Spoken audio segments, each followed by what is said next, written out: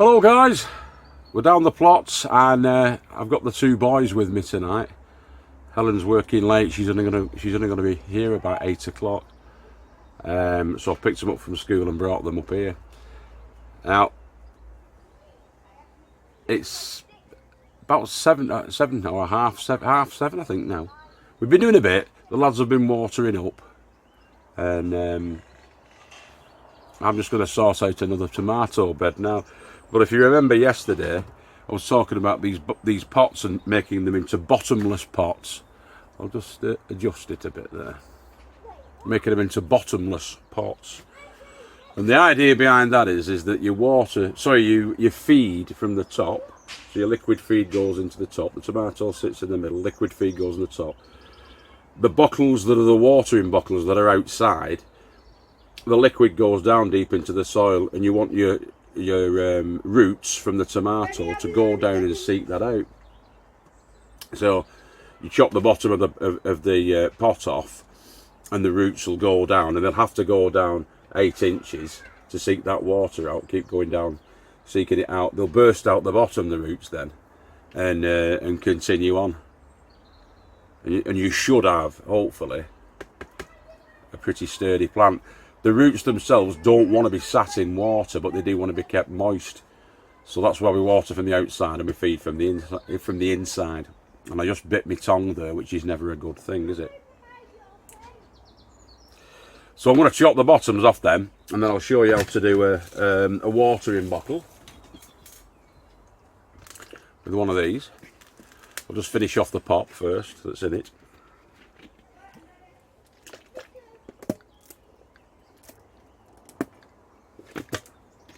Rinse it out, and then we'll turn that into a watering bottle. So that's the next step. All right, guys. See you shortly. Okay. Watering bottle first. Always retain the lids to them. All you need to do is, you can see, if you look at that, you'll see there's a natural groove that goes around it, around the base. So you've got to carefully stab it with your scissors.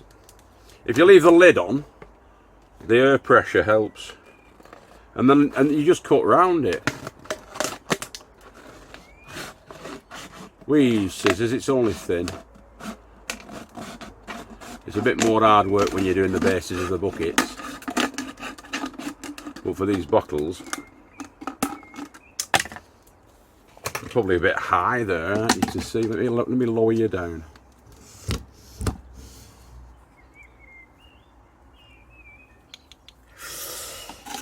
Okie dokie. Now I've got the pointy bit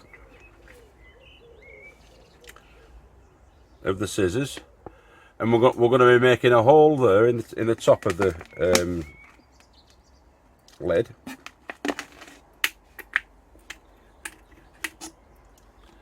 Like that. And I usually use a drill, but I can't find my drill bit.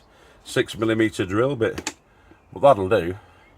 And then the same again, going around about 2 inches away from the top, and then about 4 inches away from the top is where we'll make our further holes.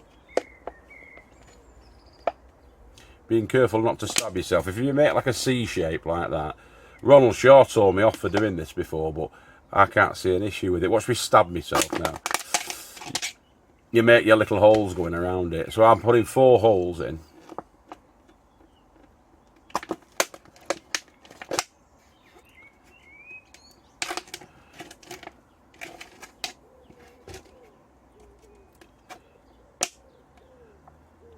I'm bound to stab myself now. You shouldn't do, because if you make that C-section, you push it in. The actual plastic gives a little bit and makes an indentation like this, see? And then if you put your thumb and forefinger like that, so you've only got like 2 centimeters sticking through, there's no way you can get your hand. No way you can get your hand. I'll stab my hand straight away now after saying that, like, but you should be fine and dandy. with no trips to the accident and emergency. But you need a few of these, because what you want this device to do is to wet the below surface ground, below the ground surface, and get the liquid, get the water in to where you want it. And as you, because it's going to be buried to about 3 or 4 inches off the top, so the last holes are going to be going about there, which is about 6 inches away from the lid.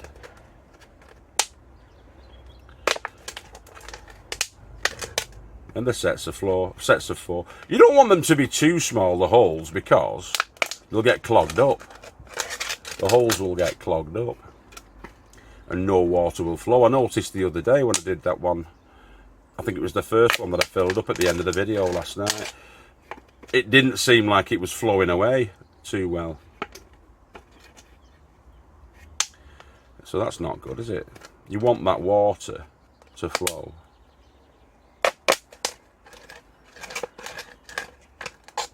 And it's the only way I can think of, unless you set up a proper, like, subterranean watering method through the tubes, which we can't really do here. This is the best way that we've found to get the liquid, get the water below ground level.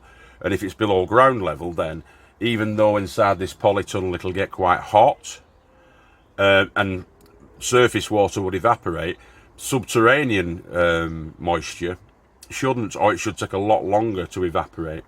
The first couple of inches may evaporate quite quickly, but if it's in the ground, it's below ground level, 10 inches below ground level, the roots, as I say, will go down and seek it out, and Bob's your uncle. The plant will get what it needs. So that's your watering bottle. How hard was that? Not very, is the answer. So I'm just going to take the label off. Don't have to take the label off, but I am. Careful. You just got to be careful. I mean, you're all adults. If kids are going to be doing this, I would suggest that you do them under close supervision, and don't do it with little kids, because they can. Because you're using sharpness in the process, you've got a bit of sharpness going on in the process, then I'd either do it myself or do it with an older child under supervision. Alright, so there's your bottle with lid attached. You need the lid. And so then we get the bucket. What have I done with my bucket? Where's my bucket? It's right in front of me. Right. Similar sort of a thing. You want to make your initial hole in the bucket, a couple of inches away from the base. Now that's not going to stab me as long as I put pressure on it and give it a turn like that. You've got your hole, and then it's not a precise art, but you just cut around your bucket using some decent scissors. These are not decent scissors. You need to be lower than that, don't you? I'm not very good at this, am I? Hey, it's no wonder I get all the thumbs down. I don't really get that many thumbs down, but everyone is like a spear to my heart. So let's go around the bucket. Just by eye, really, I'm doing this. Some of the buckets will have a line like you got on the bottle, which is the moulding mark, but this one doesn't. And all we're doing really is get it even lower. That's a bit better. Following it round.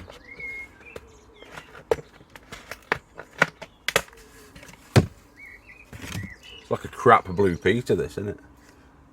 Hello!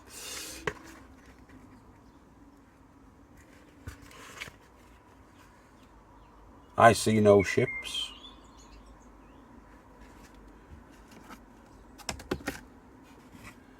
You don't throw those away though, because they come in useful, and we'll show you when we're doing the beans. When we're doing the beans, we'll show you what we do with those. doing the sort of bean teepees. They go on top as a hat, and the bean poles go inside, and it just keeps them in place. Zip tie them on. Also, we'll show you that later on. It stops it going to a proper pointy teepee. You can have it, your sort of bean teepee is away so the plants are not too crammed together at the top. It's a good little, like a crown for them. Anyway, I'm digressing. So that's your bottomless pot. That's your watering bottle. And we'll get them in. All right. So that second bed's been prepared. It's had the amendments in the same way that that one had the amendments in yesterday. All right. So it's had the Epsom salts for the magnesium. We've had the calcium from the eggshells and the bone meal. Bullfish and bone contains bone meal, obviously. If you look at the mix there, if you've not seen this already, take a look at the last episode where I was showing you the amendments that go into the soil, into the compost. That's how the same. Excuse me. I've already got one in. I'm going to put another one in, and then another one in. So there'll be 3 of the bottomless buckets inside there, and 3 more sun gold tomato plants, which are these exhibits over here. Going in. See how they're getting a bit floppy. Nobody needs flaccidity in their lives, boys and girls. So we're going to get them in there. The nutrition's in there. No nutrition in them. But we're going to get the nutrition into there. I'll get the buckets in first, like we did yesterday. Water it all. Yeah, give it 24 litres of water. There's 24 litres of can there. 10 litres and 2 sevens, 24. When I went to school. So they're going to go in there. It's all going to get wet through that. And then we'll plant the plants in. All right. So they're all riddled into the ground. There's our strings that are leading down. They're going to be trained. The tomato plants are going to be trained to go up those strings, like we showed you yesterday. And all that remains now is to get the watering bottles in there, like we've got in the first bed. And yes, it'll be its twin. Okay, so I'm going to be putting 6 watering buckets in there. I'm going to dig a hole down to a reasonable depth. It's going to be about 8 inches below ground level. And the reason for that is that I want the bottle, which is this, to have its holes well below ground level. Get in. Sticking to my fat hand. In. Earth goes round.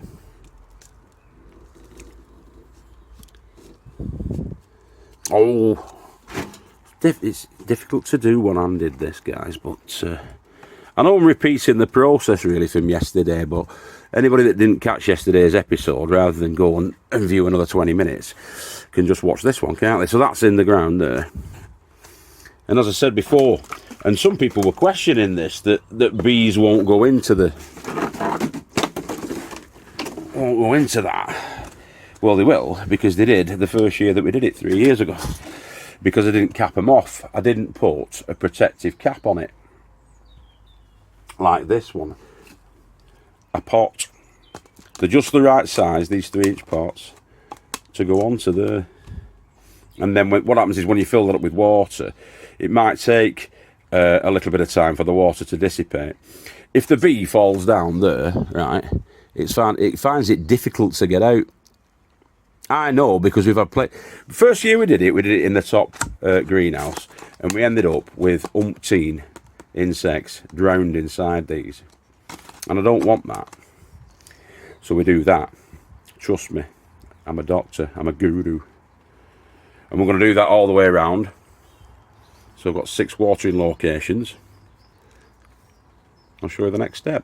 But first of all, yeah, I'm going to get the water into the soil, because it's dry, you see. It's all dry, this, at the moment. Or not damp enough for my needs. Yeah, so it's getting a ruddy good watering. That'll soak in through gravity and osmosis all the way down to the bottom.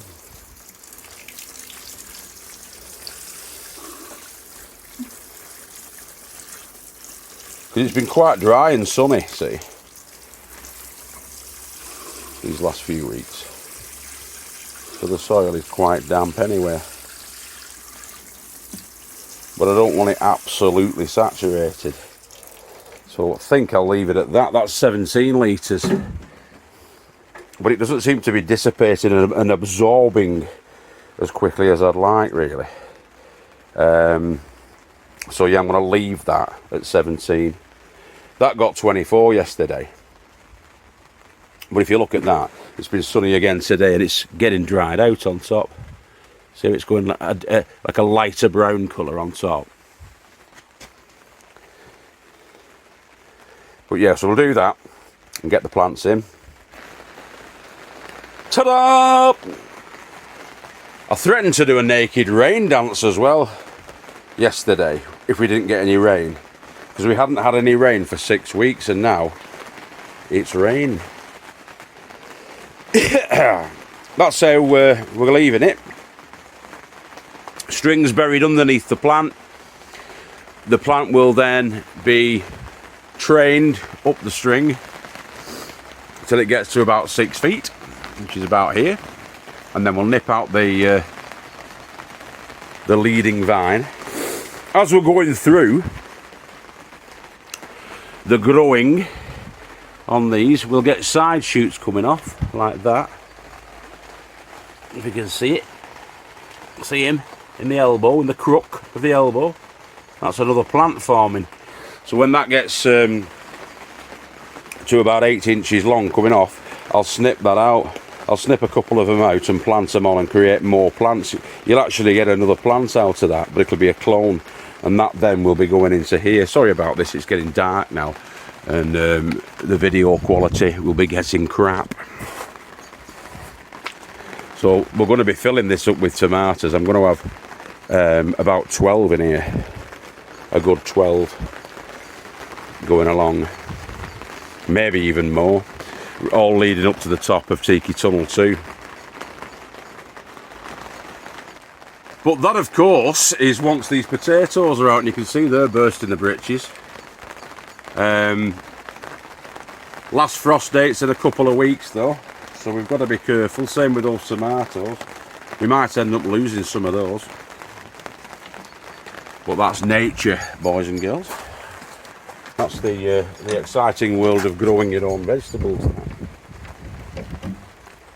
If you miss time stuff, or the weather gods are against you, then you can come unstuck, can't you? But we've got the 6 tomato plants in there. I'm going to close that window off. We haven't opened any of the vents as yet, and we're not going to be opening the vents until the end of May, probably. Unless we get a really sort of hot spell, and then we might open the vents up. But there are vents fore and aft, and to the sides as well, to the port and starboard.